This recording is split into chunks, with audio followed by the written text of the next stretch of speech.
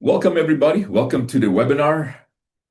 If you can turn on your video screens, at least for now, just so I know you're a real person, that'd be really great. If you can't, just text me on the chat and let me know that you cannot. That'd be really much welcome. Welcome, Luke Parr, and welcome, Irene Bynum. If you don't mind turning on the videos, please. Not to really excuse you. If you can turn on your videos, please. Welcome, everybody. You just joined us to the webinar. Welcome again to everybody who just joined us. If you don't mind turning on your videos, please, that would be really great. Luke Parr, if you don't mind coming on just to share a little bit about yourself, that would be really great. Luke Parr, please. Irene Bile, Aida Lopez. Hi, Aida. Where are you from, Aida? I live in Marin, just north of San Francisco. Ah, wonderful. Very great. I'm just a little east of Marin in Vallejo, so it's nice to meet you. Okay. Yeah, I Um, attended one of your networking events a long time ago, that must have been a some long years time. ago. Yeah. Some years ago. Well, it's great to have you here and welcome. Anything in Thank you. particular you'd like to learn from today, just so I can have a Well, little I better was idea? Yeah. interested in the blind spots. Obviously, we all have them, and that's why often we need coaches or mentors to help us see our blind spots. So I want to see how it would apply to. I have a recruiting business with my husband. And then I'm also trying to build up a coaching practice. I'm certified as a life coach, and I Yes. have been for years, but I haven't really taken the time to um, build up clientele. I've done little bits here and there, but yeah, Okay. so I thought it'd be worthwhile to see what you have to offer, and then also, as you mentioned in your email, that the Q&A is also very useful to see what other people are dealing with and how they can be helped. Absolutely. The Q&A is really the key part. I'll be doing a very short presentation here momentarily, Yeah. just to give you all an idea. But the Q&A is really where the rubber meets the road, you see. Yeah. Because dialogue is the key to real transformation and real movement forward. The trouble with most people when they get stuck is it turns into a common lone wolf thing which is very understandable, right? Yeah. You don't want to trouble other people, but the key is you got to find the right person to have a right kind of dialogue so you can uncover where the truth is, where you may be lying about lying, and we Right. all kind Yeah. of do that. So I'm really tickled pink that you're here and I have an opportunity to interact with you and help you in that, and I'm looking forward to that. One key thing, and this, not just for you, but for everybody here, try to look for symptoms in the recent past where you've been stuck with something, Mm. and bring that to the conversation today, because it's going to be a conversation once I do my presentation here. Okay. And because that will make it very useful for you, be kind of like a prism to look through that will make this conversation more useful for you, is to look for the actual symptoms that come up, the things that kind of like put you into fear, anxiety, or a kind of a sadness or a stuckness or a frustration or a resignation or sometimes Hmm. even guilt, you know. Yeah. And that happens in business for sure. You've got two kind of businesses going on. One of the things to look at is what happens when you feel stuck in a decision or in getting something done that you promised to do or you inherently promised to do. Those are the kind of areas to look at. Okay. And as you look through that, and as I present my presentation, as we do the Q&A, you start seeing some insights for yourself. Hmm. That tends to happen. Then just ask questions, and it will be very, very useful and valuable for you. Again, Sounds welcome. good. Thank you for being here. Yeah. Thank you. Stephanie Kruthopt, I hope I'm saying that correctly. I'm saying it horribly. I'm totally sorry. No, How do nobody says it correctly. You can just call me Steph K. Steph K. Okay. What brings you here? What's of interest to you? And yeah, tell us a little bit about yourself, just a little bit. Yeah. Honestly, it just kind of rang true. Every little bullet that you had about blind spots, being stuck in the same income, all of that. I was like, might as well just go and check this guy out. I can't think of a specific instance or anything like that. I just noticed it recently as a pattern that I'm trying to. Yeah. Well, yeah, you want to do your best to try to find the symptoms. And it's kind of tricky sometimes to find the symptoms because most of us kind of, or the easier way to look at it is your productivity, where the productivity is hampered, perhaps. Like you may have a stuck decision point or a stuck point where you're not really fulfilling on things that you really want to fulfill on. Those are usually the areas to look at. Okay. Or you're trying to sell something and it's not selling as effectively as you think it could or it should.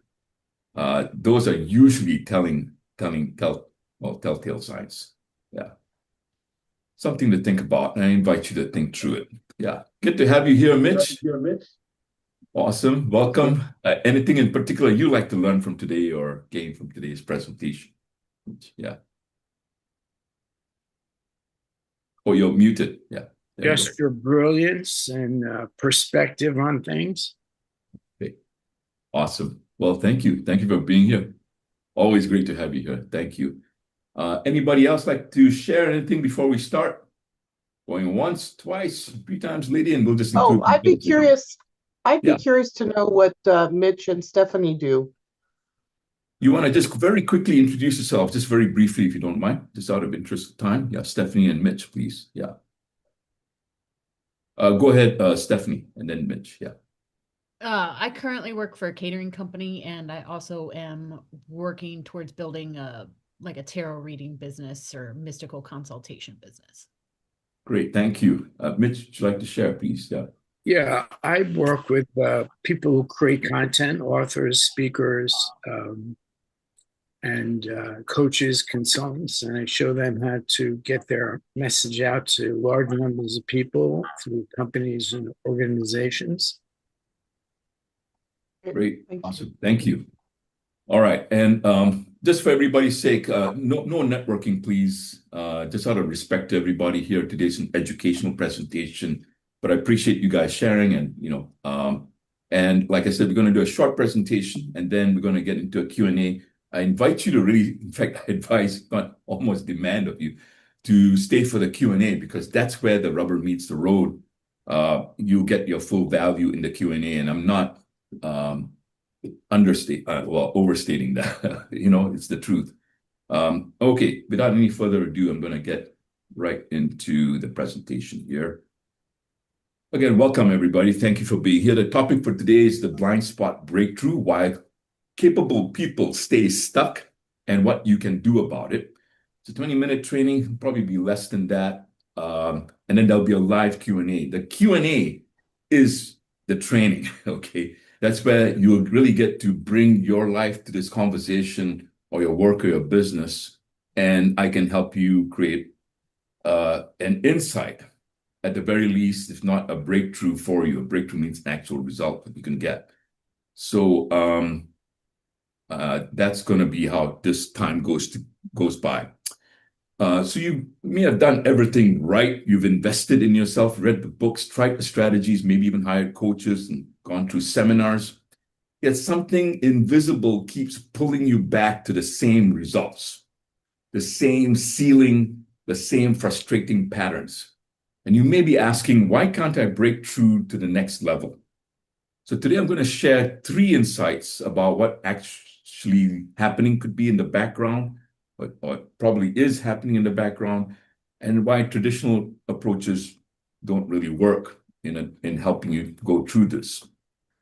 So what is a blind spot? A blind spot isn't something you're ignoring. It's something you literally cannot see. So it's not something you're necessarily ignoring, although some of you may be ignoring it if you've seen it. It's something you literally cannot see because you're inside it, you could say. It's like kind of like if you're a fish swimming in water, you can't really see that you're in water until you get pulled out, and then you might realize that you're, the kind of water you're swimming in. right? So it's not something you're necessarily avoiding on purpose. It's not a weakness you need to fix necessarily, although it could be. It could reflect a weakness. It is an invisible structure shaping your choices without your awareness. So think of it kind of like wearing tinted glasses you forgot you had on. So everything looks normal to you, but the tint is coloring every decision, every relationship, every opportunity you see or don't see. And the key point here is your blind spot feels just like how things are, or just who I am, which is exactly why you can't see it. Okay. So the XY pattern is something I distinguished in more than 30 years of research, working with clients, tens of thousands of clients. I've noticed this certain pattern that comes up. And, some of you may kind of collapse what I'm sharing here with what you may already have heard in other programs like NLP or Landmark, etc. My advice is to really listen to this as something really new because there's a very clear, distinctive way I approach this that makes it very, very effective. So you could say that X is something you unconsciously avoid. So there's something that you're avoiding called X with an honorable intention of pursuing Y. Why is something you believe you're pursuing, but really in the course of believing that you're pursuing Y, you're actually unconsciously avoiding X. So you think you're moving towards your goals Y, for example, and I'm going to give you an example here pretty soon, okay? But X, what you're unconsciously avoiding, is secretly running the show. You could say it colors everything. So what you're avoiding dealing with is actually coloring everything that you're trying to do in terms of moving towards Y. So it creates patterns, it meaning X and the Y together creates patterns that feel inevitable, limitations that feel permanent. The X isn't random, it's connected to something that happened a long time ago, usually between ages of 5 through like maybe the latest 21. And it's connected to that event or an event that occurred. And it's been quietly shaping your professional life and your working life and your relationship life, everything in your life ever since. So the key point here is your avoidance, the X, really shapes your life more than your aspirations. Until the X is seen and until you see how X interacts with the Y, no amount of effort changes the pattern. People tend to get very stuck in it. Okay. So this is an example. It's actually a real life example. I changed the name of the person. But consider, Sarah, a talented executive who keeps hitting the same ceiling. And what she unconsciously, or actually when she distinguished it, she became more conscious of it, is she avoids being seen as not having it all together. She avoids being seen, in other words, as incompetent, not having it together, not being as good as she could be. You name it, you could probably find something like that, perhaps in your own life, maybe not. You can see it in other people. But she spends a lot of time avoiding being seen as not having it all together with what she thinks is pursuing, which is building trust with her team. So the result is Sarah never delegates fully, never shows vulnerability, not willing to take risks, never asks for help or rarely asks for it. Her team doesn't trust her, not because she's incompetent, but because she seems unreachable. So the very thing she's avoiding, appearing not together, is creating the outcome she fears. Now, Sarah can't see this pattern because from inside, she just feels like she's being, guess what? Professional, building trust with her team. But really what she's doing is avoiding, in the course of avoiding being seen as not having it all together, that X colors everything and colors and affects the very results she's committed to produce. Well, it actually affects or is detrimental to the results she's trying to produce. Okay. I'll give you another example, which is my own life. I spent a big part of my life avoiding being someone who is fully self-expressed in going from wealth and abundance and joy that I felt I deserved, with an honorable intention of honoring my parents' sacrifices.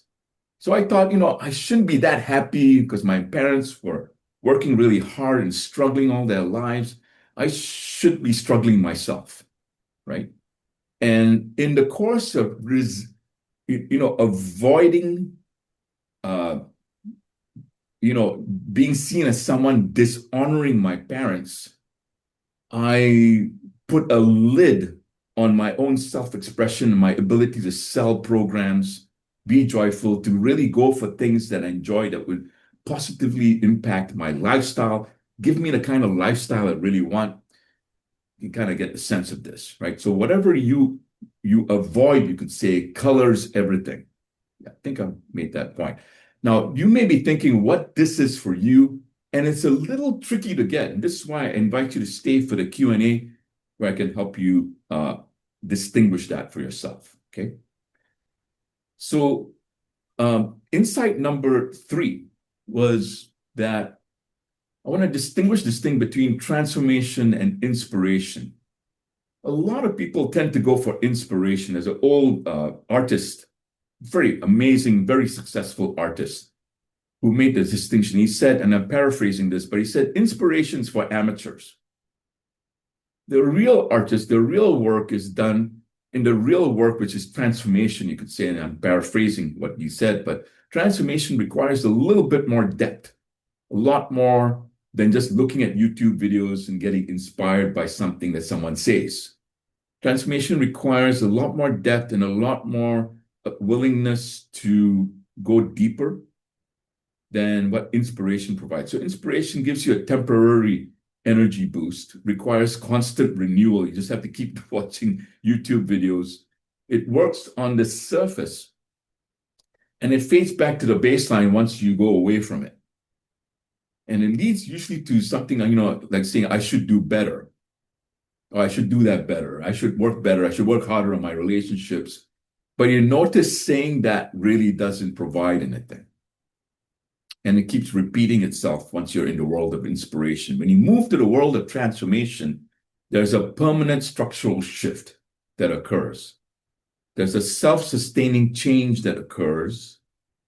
And it alters the very foundation in which you're working. So there's a new baseline established when you go into transformation. And what people say is, I see things differently now.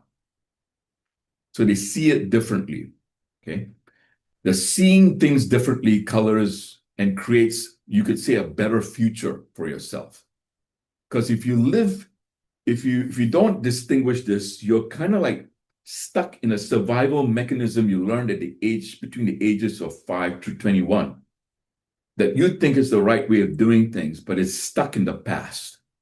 Once you can distinguish what you learned in the past that's coloring you, keeping you in the past, you can create something new that moves you to a brand new future that is unfettered to the past. I hope that makes sense.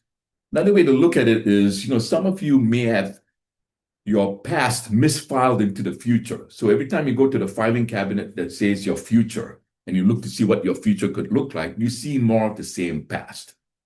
Transformation gives you a chance to put that stuff that's in your past, take it out of your future filing folders and put it where it belongs in the past filing folders. So you essentially have a blank slate when you come to the future.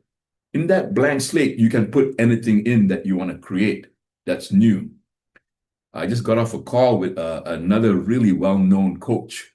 And she said, in her meditation this morning, she saw that every moment is a new beginning. Every moment is a new beginning. And it's true if you can really distinguish that every moment is a new beginning and you don't really have to have your past dictate your future. The XY structures are really, I feel, one of the best ways I've seen to really distinguish and file the stuff from your past back to the past where it belongs. So transformation happens when you see the invisible structure, the XY, for example, that's been generating your results. Once seen, it can never be unseen. And the old patterns tend to lose their grip on you kind of automatically. So the key point here is real change isn't about trying harder or getting more inspired. It's about seeing things differently. The change follows the seeing. Okay. All right, so what becomes possible? When your blind spot becomes visible, the invisible ceiling dissolves. The thing that you think is limiting you dissolves because you realize something. And it's kind of disarming to watch some of my clients go through, including some very, very successful CEOs. They suddenly realize that the ceiling they think or the boundary in their life that limits them was actually totally made up and was made up at a young age. And that's why it has no real power. But the reason it has power is because when you look at the XY, you think that that justifies your life and you need to have that boundary. But even that is completely made up, has no basis in reality at all. And when you can disappear that and see that that has no reality at all, it stops having power over you. So here's what people report. Decisions become clear. The hesitation and the second guessing disappear because you're no longer unconsciously avoiding. Energy gets freed. The exhausting internal conflict resolves. Effort flows naturally towards what matters. Patterns stop repeating. You're no longer mysteriously recreating the same situations in new contexts. Some of you may be wondering why you keep coming back to the same spot over and over again. And it's not because of anything wrong with you. It's not because you're incompetent. It's just because you haven't seen what you haven't seen yet. The seeing of which can free you up. New actions emerge. Options that were literally invisible before suddenly become obvious and available. It's like someone turned on the lights in a room I didn't know was dark. Couple of case studies here. This is Charlotte Jacobs. Some of you may know Charlotte Jacobs, very well known in the coaching circles. I was her first mentor around the year 2000. Before working with Sunil, I was brand new to starting my business. It got very scary when I had to start putting groceries on credit cards. So what happened with her was I distinguished with her an XY. I didn't call it an XY back then, but what I distinguished was she was putting so much effort in avoiding going into utter poverty that what happened was that colored all her ambitions in really wanting to move forward. So she was like this person who really had a lot to offer, wanted it to get it expressed in the world, but her fear and concerns about being stuck in poverty kept her actually stuck. Now, you might think, wow, that's so simple. But for most people, insights are mostly not ahas. They're not ahas. They're duh. It's like, duh, it was right there. And this opened her up completely. And, she did so. She tripled her income in 90 days. I promised her she could do that. She didn't quite believe me, but she took me on. She did the work. She was coachable. And some of you may know her husband and her, Jesse and Charlotte, made millions. They're now like a mid-7-figure coaching company in the world. They've impacted tens of thousands of people through their work, probably way more by now. She highly recommends working with me. This is another case study. Some of you might know Avi Kingold. Some of you may not. He's the director of Legal Shield. When Avi came to me first, he really avoided, there was something in him, I can't completely recall it, so forgive me, but there was something about him that avoided being with people with an honorable intention of maintaining his reputation, etc. You can see how that can work really well. What I did was help him break through that so he could really expand his outreach to people. And today he has a large, thriving community, business community in the South Bay of the Bay Area of Northern California, and he's doing very, very well in business. Some people can create these kinds of results in weeks or months. Some people, it takes a little bit longer. My encouragement is to be patient with yourself. For some of you, it might take a little bit of time. So some of you might take a shorter period of time. I can usually tell how long it will take once I've met with somebody one-on-one. But, I don't mean to super encourage you nor to discourage you with these testimonials, because these are different people. You may have a different story. But this is what I will tell you. The insights are nothing compared to the journey. If you're committed to the journey of transformation, you can make this work. Now, for some of you, it might take a few weeks. For some of you, it might take a year. But once that year is done, you will have some amazing results. At least qualitatively, nothing can be guaranteed, but you can have a greater chance of having those kinds of results. And that, I can tell you, is true. Okay. A little bit about me. My name is Sunil Bhaskaran. I'm an unusual combination. I'm an unusual kind of guy, as my mother used to tell me in a very loving way. I've double degrees in electrical engineering and computer science, a decade in technology, and 30 years in developing transformational methodologies. I've also spent more than 30 years in business, in various kinds of business, from small to large. I've supported large organizational leaders, big companies, big nonprofit, for-profit companies, visionaries, country leaders. I bring an engineering precision to human transformation, diagnosing invisible barriers with the rigor of debugging complex systems. And I can tell you something, the human being is way more complicated than a piece of technology. So many aspects of you that fascinate me. And I hope you get my passion in wanting to help you move through these blocks that you may have. I've worked with over 10,000 professionals, so in over 6 continents. I've distinguished 500 plus proprietary distinctions, all original of my own, which I'm programming into a very sophisticated AI bot, which is scary good in coaching. And I'll be releasing that AI coach in the time to come. So that's a little bit about me. Okay.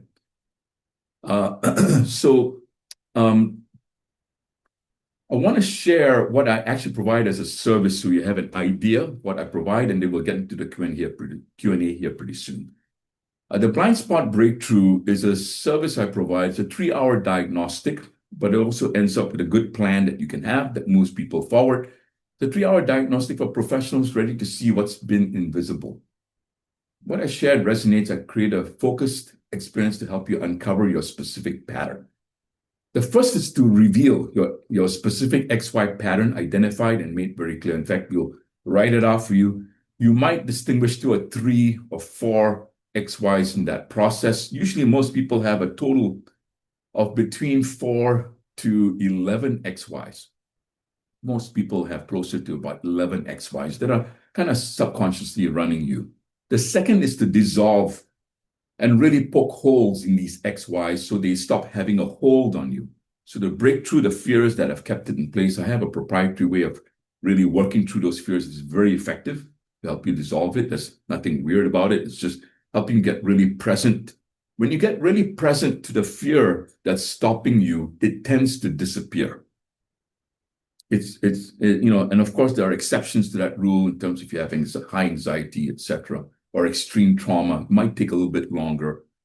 But for most people with normal kinds of trauma, you can break through those fears that have kept it in place. Okay. The third part is to clearly document a map of what you've discovered, send it to you, and create next steps for your plan. And these are very, very well designed plans for you that will take you to where you want to go. This isn't coaching, therapy, or another seminar. It's a precision diagnostic using 500 plus proprietary distinctions I've developed over 30 years, delivered in a very focused 3-hour intensive. I don't discuss all 500 with you, but I can intuitively pick up which ones are relevant to you, share them with you, and help you create an opening of opening up what you haven't seen before that will give you a chance at a breakthrough. Okay. So there are 2 ways to begin. You can do a discovery session with me that costs money. It's $150. You can explore your specific ceiling, get a glimpse of what's operating beneath. Sometimes we may distinguish one XY. I cannot promise you that in half an hour, but it's possible. Determine if the full program is right for you. If you pay for the program and you like what I'm saying, we can credit the $150 to the main program, which is the blind spot breakthrough. And in this session, which is a 3-hour session, there's a complete diagnostic experience. You get the XY technology assessment. We do the fear breakthrough process if that's appropriate for you. Most people it is. And then I create a summary document with mapping what your clear next steps should be. All right. And so those are the two things we offer today. What I'm gonna do is post in the chat links to find out more about these programs and for the discovery session as well. So you feel free to check those out. They're in their chat box. Okay, so we're going to move into a Q&A right now. And I'm here to answer your questions about blind spots, the XY pattern, how this works, how this work might apply to your specific situation. What I invite you to look at is, now that you had some time to really think about this, perhaps while I was presenting, what are the symptoms that are coming up that you're noticing? You know, you might feel sad about something or disenchanted about a certain process or a certain business. You may feel stuck in a certain decision. You may feel like you're avoiding certain decisions or avoiding dealing with certain people in business, for example. You may think that maybe your current business model is not really working. Those are all excellent things to bring up. And if you give me your symptoms, I can help you disassemble it and maybe even share what the XY is, okay? And then if you have any other questions, that I put some suggested questions, and you're welcome to ask those. So I'm going to stop sharing now and invite you to share your questions. Who'd like to share questions or ask questions, please? Yeah, Aida, please. Yeah, so when you asked about symptoms, it's like I may have blind spots that I'm not aware of, but there's also areas that I'm very aware of that I'm just stuck in, that I'm not doing. Yeah, those are perfect. One of them, you know, because I have the two businesses, the recruiting and life coaching,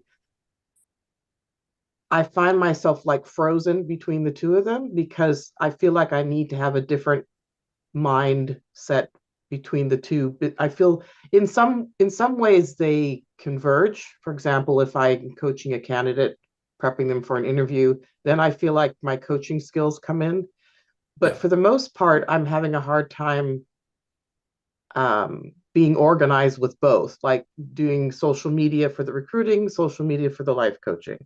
I was consistent with the weekly newsletter, and then I've kind of dropped the ball on that. Right. And I was doing monthly workshops for the coaching, and I dropped that as well. So it's like, I think for me, it's getting myself to do things I don't necessarily want to do, but a lot of it has to do the way I'm thinking about the task and making it not undesirable.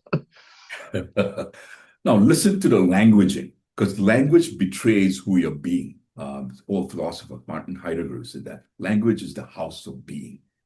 You know, you say it's, you may have to say it again for me, but you said something about desire, doing something that you desire to do or don't desire to do. Yeah. Kind of like bringing your willpower. I'm paraphrasing, forgive me. But, you know, it's like that's probably pointing to an XY very clearly there.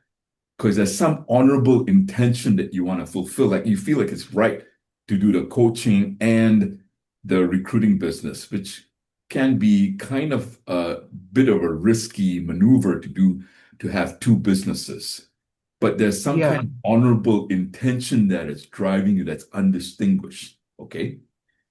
And then there's something that you're avoiding dealing with, truthfully, which could be, now I like kind of like being Columbo here. You know, Columbo, the old detective series from the 70s. Yeah. He liked to I ask remember questions. That. Yeah, you remember him, right? And see, part of it is you got to stick with the journey rather than come up with the answer. I can kind of see the answer already, but I don't want to give it to you because it'll be the booby prize. Because you'll go, okay. This is the answer, and then you'll forget about it. Yeah.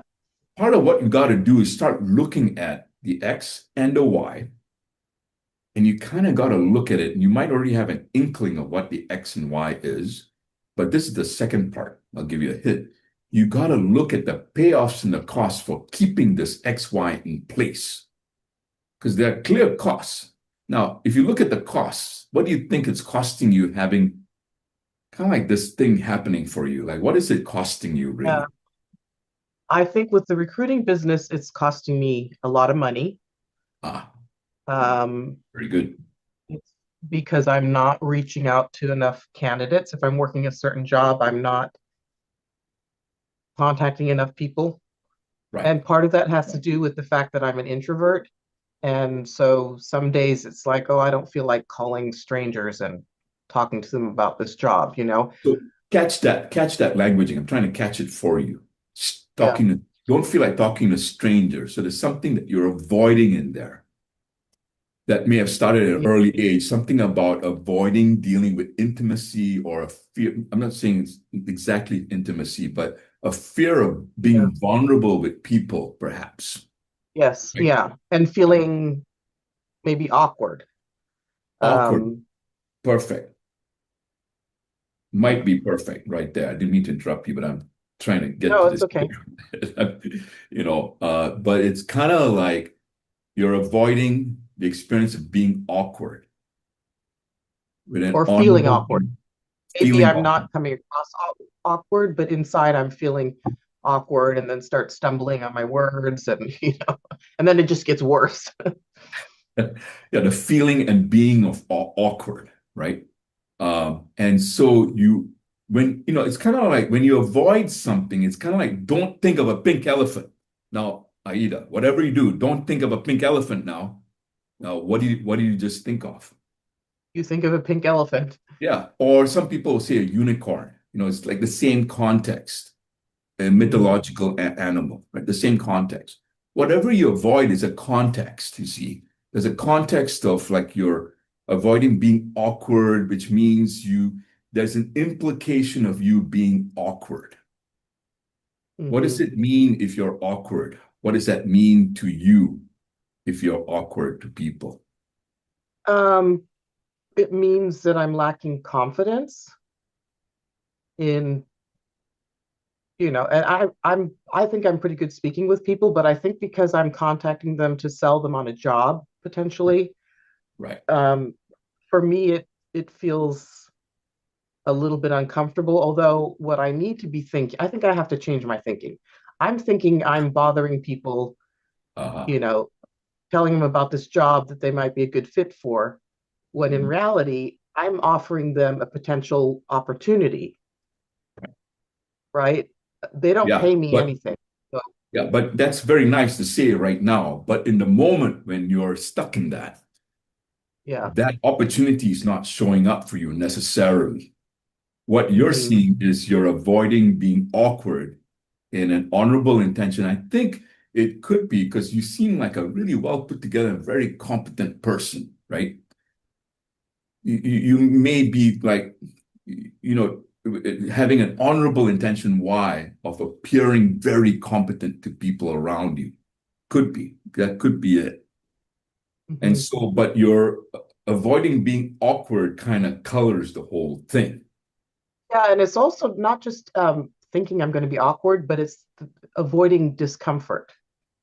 Yeah. It's really See, what it in a is. session, I probably dig a little bit deeper. I'm a little bit under the gun here, but Yeah, you're right that there are several threads here that we've already seen, like the awkward part. Then there's something about having both businesses. I think there's probably an X and Y there because it's come up a couple of times. You keep saying like two yeah, businesses, and then yeah, you're not making money in the recruiting business because you're focused on things that are not making you money. That's probably another XY right there. Okay. Now, my yeah, job here in this Q&A is to open up your thinking to see it. And I think we're beginning to see that now. We're seeing at least three or four XYs right there. And the cost to you is that you're not making money by what you said. yeah. And you're not focused on what you're doing, but there's something else that's costing you. I can kind of sense it. I've heard it in the languaging, Hmm. but I want you to kind of look and see for yourself what that main cost could be for you. Could be two or three, but there's a main one. Yeah. What do you think that main cost is having all these X, Y's in place? Yeah. Well, like, what is it costing me to have these XYs? Yeah. These What is it like, costing? well, it's costing success in both businesses. It's Very good. causing financial stress, Okay. um, anxiety, Right. and it's very hard. You think that would motivate me, but in some ways it makes me kind of freeze and, kind Yeah. of freeze up and just try to avoid the Yeah. situation. Well, what's happening in the XY, which I didn't really distinguish because it's a longer part of the XY, happens is you tend to rapidly go between two extreme strategies in response to the XY.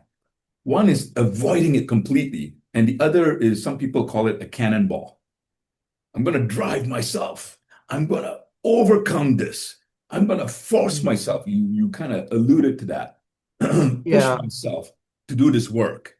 And you notice none of these work very well no, because, haven't worked up to date. Yeah.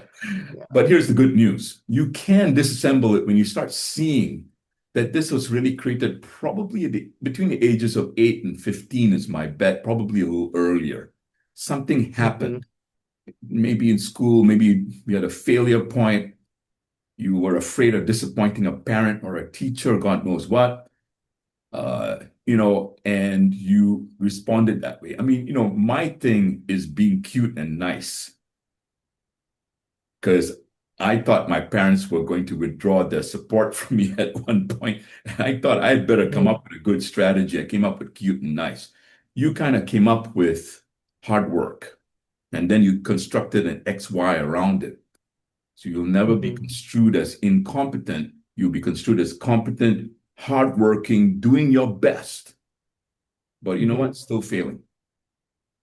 But Yeah, at least I'm hardworking and doing my best, working as hard as I can, or avoiding being someone who might be construed as incompetent.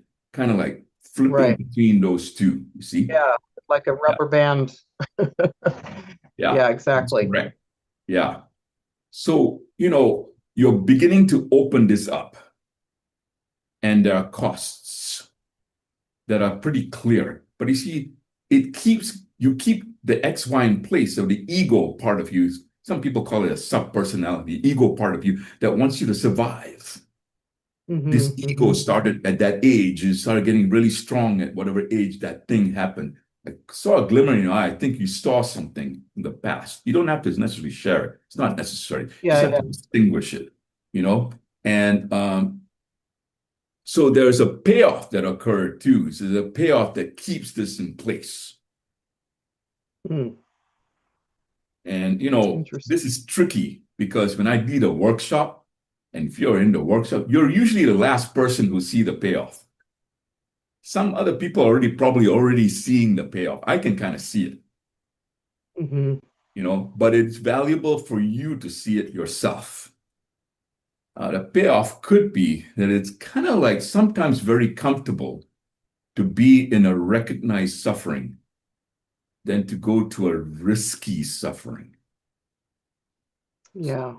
See, you kind of know in your bold self that you need to make a bold decision about your life. You kind of Yeah, know. because right now I'm in a comfortable holding pattern, That's right. and that's what my I've been choosing is comfort over um, discomfort Yeah, I to call get it the fork in the where. road. Most people hit Hmm. this every moment in their life. You are either going to take the Hmm. left side, which is long-term suffering with short bouts of joy here and there to keep it tolerable, or you're going to go into long-term joy with a short amount of immediate suffering to figure things out and get the Yeah. freedom you really deserve. It's always a fork in the road, and you're facing it right now. No, And, that's a good point. That's a good point. and Something your to think about. ego, your ego doesn't quite like me right now. Because I'm a big threat to you. Your conceived structure, that's kind of kept things kind of comfortable, Yeah, you know, too comfortable. too comfortable in Yeah. your suffering. Yeah. And you see, you're capable of so much joy and fun and aliveness and dancing and doing the salsa, expressing your natural cultural roots, I can bet, and you want to express that, and it's suppressed as a cost in order for the payoff of comfort. Yeah, interesting. Interesting, isn't it? It's more than interesting. It will Yeah, shift it's the just a entire life. pattern. It's Yeah, just a pattern I've gotten into, and yeah. I'm going to stay stuck without making money unless I take that step out. You have to take a bold Even if it's step. uncomfortable, yeah, even if it's scary, if it's uncomfortable, if I'm worried about how I'll look, um, Yeah. to continue the way I'm continuing is not sustainable. I'm going to give you a further degree of vector to freedom. Okay, everything you conceived as a cost and a payoff, the whole structure, you made up entirely out of nothing. You made it up at a young age. If you made that up, you can unmake it Yeah, and make up that's something completely different. mhm. And you can do that like that if you wish to. But it'll probably, once you decide, because I know you're a decisive person, once you decide and you take the action and you invest money, time, whatever it takes, my prediction is you'll have to break through. Uh, for you, probably within a couple of weeks. Hmm. I see a lot of confidence. You're talking to someone with 3 decades of looking at people like you and myself, by Yeah, the way. yeah. You The know, thing is to look at myself, um, like really look at what I'm doing every day, um, and not just doing the things I'm comfortable with, but also doing the hard things that I'm not comfortable with. That's the only way to move forward. you got to make a fundamental decision very soon here, I feel. Um, Hmm. so you don't suffer any longer for the next decade, or two Right. decades, 3 or 4 decades that you have maybe perhaps left. And the same for all of you is the invitation to take the bold step to move forward. Yeah. My invitation is sign up for a session with me and let's work through it. But it's an invitation. Not everybody's going to accept my invitation. The right ones will. They always do. Right. My invitation Of is course. I can work with you and we can clear this up. Thank you. So You've already given me some insight, yeah, so I appreciate that. very good. Thank you, Ida, for being the first one and being brave and courageous and very generous in your sharing. It moves me generously, genuinely and generously that you did that. It speaks to a high level of character that you have that is waiting to be freed. And I Mm. promise you, if you free it up, you will not your family may not recognize you in a good way.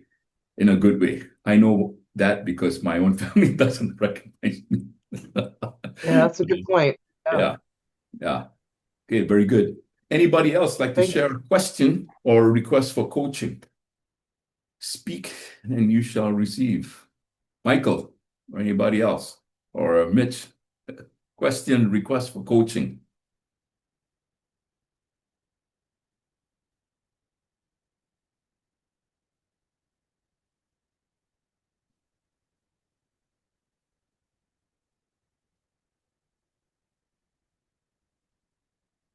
Anybody with a request for coaching? Luke has something in the chat. Oh, Luke, I didn't see that. Luke, would you like to, thank you, Mitch. Luke, would you like to unmute yourself? Come on the camera.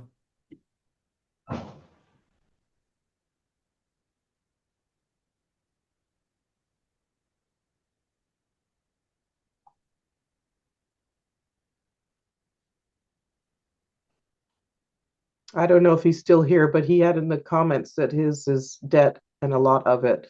Yeah, I can't really work with that. Luke, you got to interact with me, because that doesn't tell me enough. There's a wide range of things that could be stopping you. One of which could be stopping you is coming on the screen itself, which I understand. But that may be the first step is to actually show up. Yeah. So I can't really help you unless you come on the screen and actually engage with me. Yeah. I have to do this. I have to do this with integrity. Otherwise, I'll be making up crazy stuff that I have no idea is true for you. Okay. It's up to you, Luke. Who else? Question or request for coaching? If not, we'll have to wrap up, I guess. Anybody else like to ask a question or request for coaching, please? Sunil, Yeah. what is your process during the 3 hours? Okay, very good. The first thing we look at are symptoms. And usually there's pre-work before the 3 hour session where we do a lot of work by email to distinguish what those symptoms are. Usually, there's a collection of about 11 or 12 of those symptoms that are going on, 3 of which may be immediate. So, like in Lou's case, there's a debt situation that's going on. So I kind of need to know what happens when the debt situation comes up. How do you respond to it? Like if I were flying the wall, what would I see happening? And that reveals a lot. It reveals a lot about what's really going on. Then I ask very politely what your perception of yourself is or the situation is. And that tells me a lot too, because the language you use to describe the situation, whether it's what's happening or what your perception of what's happening is, tells me a lot about what those XYs are. Language kind of betrays who you're being. So like Aida used the language of, again, I'm paraphrasing, but what she said was avoiding, it kind of pointed to avoiding like just powering through something to do it, like willpower. That tells me that there's something that she knows she needs to make a decision on, but she's avoiding making the decision to focus on that one thing that probably will be more profitable and more joyful for her.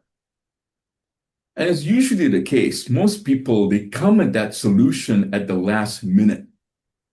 Because, what forces situations for most people is urgency, emergency. When a situation gets into emergency, their brain really kicks in and they cut out all the other stuff and they figure out what they need to do that they've been resisting doing. I'm trying to help you avoid that emergency situation so you can deal with it quicker.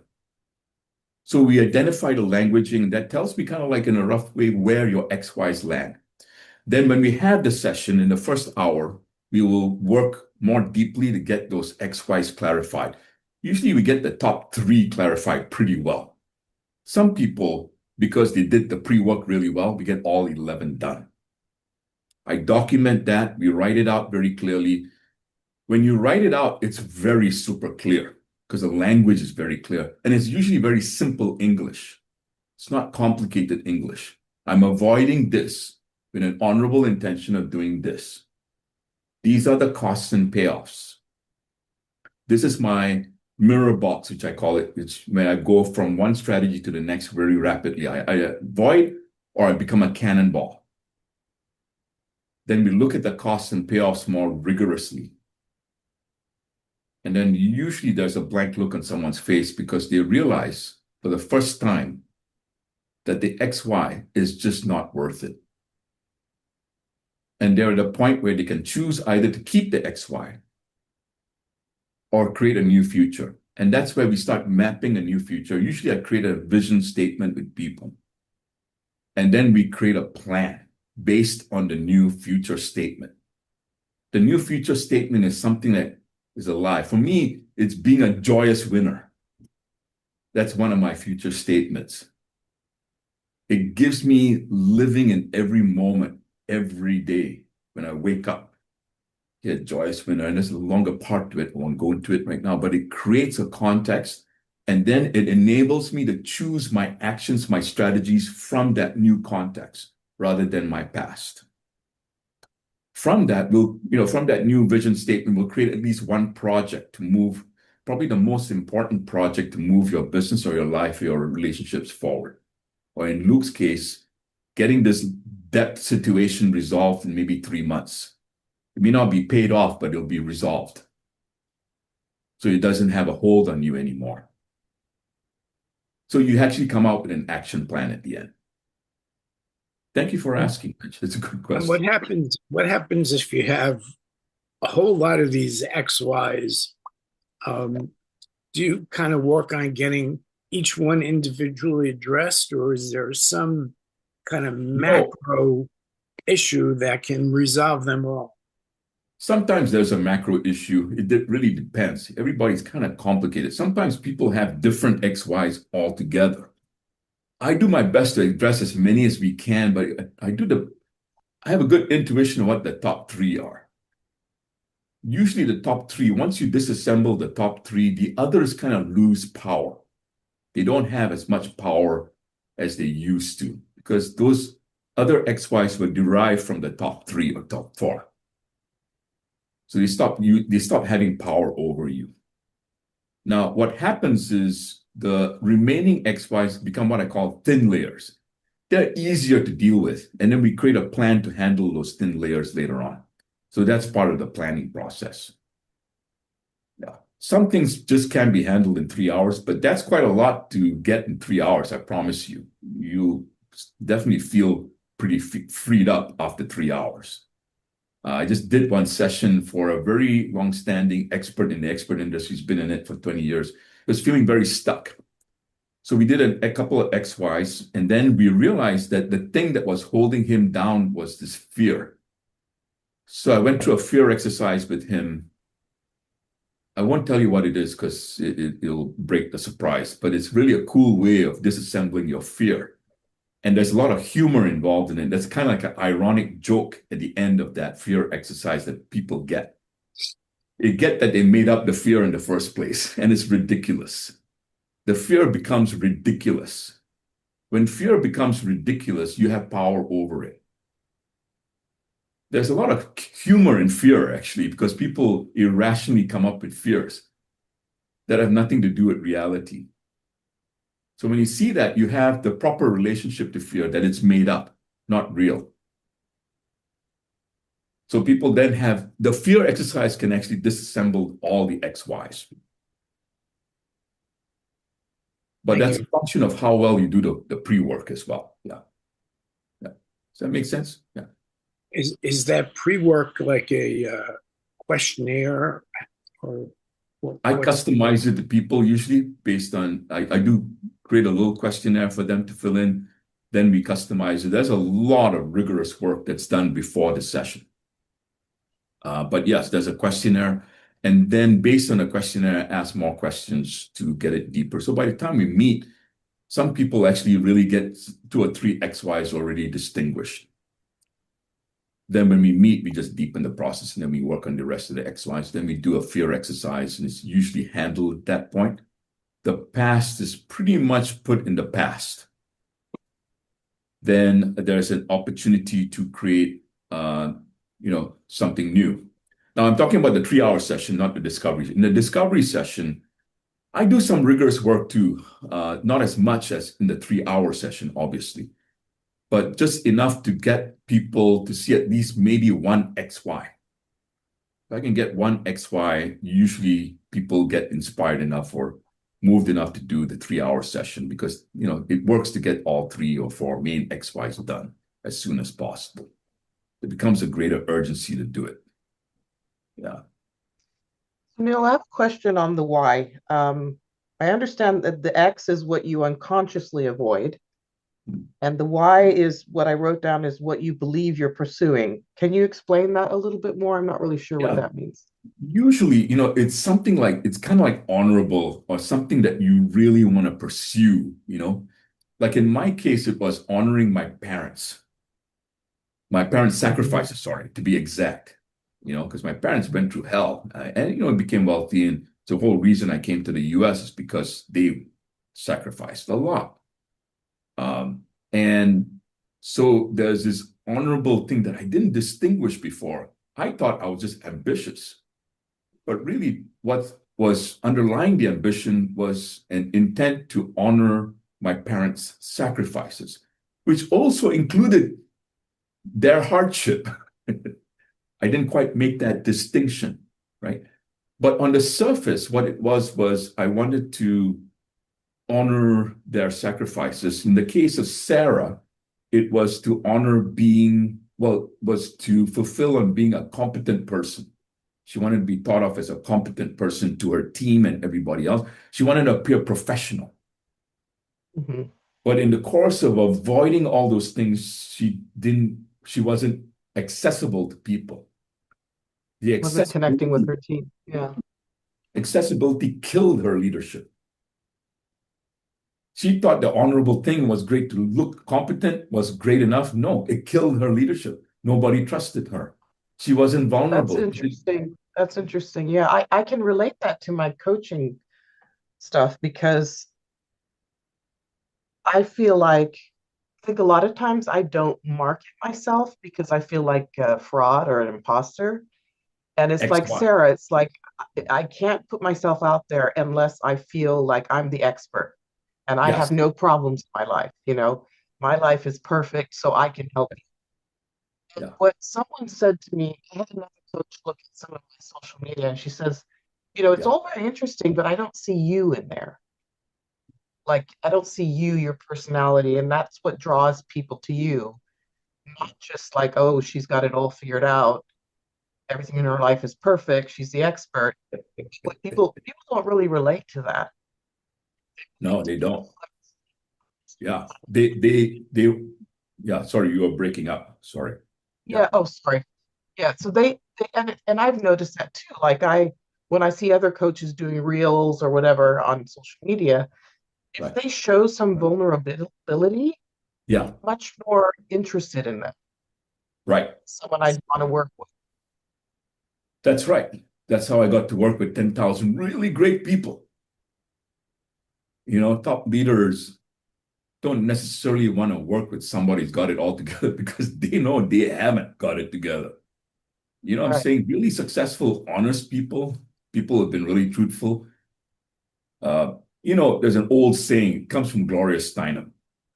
She said, the truth will set you free, but first it will kind of piss you off. The truth is what makes you vulnerable, but very powerful at the same time because you're freed up. You're not so worried about how you occur to people. See, a lot of you are really concerned about how you occur to people. Luke, I think you can relate to that. You said it. And you have all your focus in trying to avoid looking bad. Or In the incompetent meantime, or not knowing something but the yeah. cost is It's a really accessibility. bad, it's something I know that's one of my weaknesses, and it's Yeah. something I have to learn to See, get notice over your because languaging. Something I have to learn is still part of the I XY. want to. I want to. Well, even that, yeah, the lack of commitment, but it's more like something I have to is, see, that's part of the mirror thing I'm talking about. You go from either avoiding it to, I got to push through this, but neither of that works. What really works is you got to disassemble this whole thing, this XY, go through the journey, and then uh and then I'm raising my own hand. And then I have a question for myself. And Yeah. then look at the payoffs and the costs truthfully. That takes a bit of time. But when you get the payoffs and the costs, you'll get where you've been lying to yourself more honestly. Yeah. I Then think a lot of times to come across more confident, I pretend to be someone I'm not. most people do. In And fact, almost all people do. That's the good and bad news. yeah, but I think it doesn't really, I don't think it's doing a service. I think it's doing a disservice to me, Absolutely. actually. Yeah. It's sucking you dry. Yeah. It's And like, it's been sucking you dry for a long, long, long time. I Mhm. know what that was like because, hey, listen, the trauma I had to deal with, most people haven't dealt with the kind of trauma I had to go face it. That was on my side. I was obsessed with fixing myself. It was kind of on my side because I knew if I didn't do it, I would die. I had to face this XY because I knew if I didn't, I was going to die at my own hands at some point by taking a risk, going overboard a cliff, God knows what, because that was my life like that. And Mhm. so I knew the costs, kind of knew the payoffs, but that cost I knew was there and I knew I was going to die if I didn't handle this. That's why I met my mentor and he was kind enough, patient enough, and ruthless enough with me to get to the truth despite my battles with him. And I got to the truth and I'm very grateful to him, eternally grateful for the truth he laid at my doorstep, which led to freedom. So you see, your working harder is not going to do much for you. You're trying to notice this more, not going to do much for you. It's actually a lot more straightforward and easier. And you could say more seamless to adopt a different approach. And the XY is one Yeah. way. Yeah. Thank you, Sunil. Hey, you're welcome, Mitch. Good to have you. Good to see It you. was great. See you Good tomorrow. talking to you. Thank you. Yeah. Yeah, I've got to go as well, Sunil, but this was very interesting. Yeah. Um, it's going to get me to think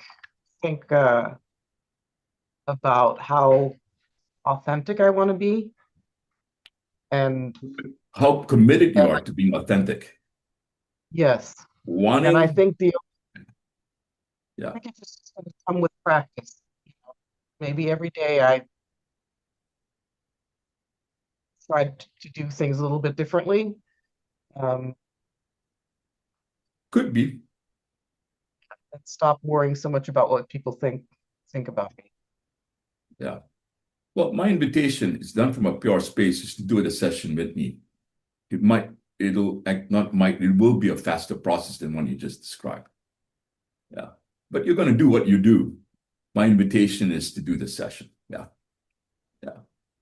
I'll definitely think about it. As I mentioned, finances are pretty tight right now, but I understand. sometimes it's got to make that investment if you want to change. I understand the fear. I understand the opportunity. Think about it. Okay. Yeah. I will. Totally understand it. I respect your decision, however you decide. Okay. Anybody All right. else? Yeah, good. Sorry, Aida. Oh, I was just noticing Luke Parr put something about imposter syndrome. Yeah, I have no I idea what guess he's saying. He's got I to come think and interact. I know he may have been saying he can relate to what I said about imposter syndrome. I think that's what he means. I have no idea. Yeah, I know. It's hard when people don't come on camera. But you know what? Can't help it. Until I went through coach certification training Yeah. back in 2000, 5 years ago. Oh, Um, I right. I was so nervous just getting on a Zoom call because Sure. I had never done that before. Yeah. And now it's no big deal. But in the beginning of my Good because we start. did the training over Zoom, Yeah. and I was like a nervous wreck for the first class. Yeah, I So I understand that. understand that some people are still really uncomfortable with like getting on camera, but Yeah. But the only way through that fear is to do what you did, get on the Zoom. exactly. How do you learn how to ride a bicycle? Got to get on the bike. How do you learn how to Fall down, swim? back up. You got to fall down, get back on, until you get balanced. And how do you learn how to swim? Can't learn it from holding on to the side of the pool. Got to get into Exactly. the pool. So Yep. I feel compassion for people who hold on to the side of the pool because I'm certainly one of those people. I can't feel the fear.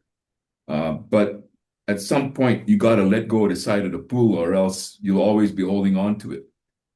And there's Exactly. costs, more costs than payoffs in holding on to that comfort. Yeah. But I Yeah. understand the fear. I do. But the fear is completely made up. It was made up at some point. No baby is born with that fear.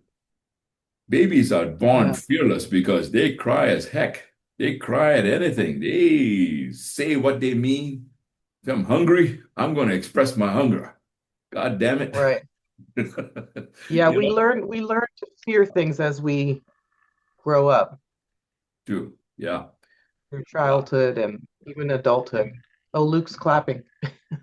Luke is clapping, but he's not going to show up. Until he shows up, he won't have a breakthrough. Hey, Luke, I'm challenging you in a good way. You got to show up here. You're the one who interacted with me and really wanted to come on this webinar. You had the concerns and I understand that you're fearful, but until you step up to the plate, nothing's going to move for you. Yeah, just an invitation for you. All right, last call for questions, requests for coaching. Thank you all for your That's it for participation. me. Thank you, Sunil, for putting this together. I appreciate it. Thank you. Yeah, you're very welcome. Thank you, everybody, for the opportunity to make a difference. I hope this made a difference for you all. And I'll talk to you all soon. Take care, everybody. Have a great day. Bye-bye, everybody. Sounds good. Thank you. Bye. Thank you, Aida. Thank you, everybody.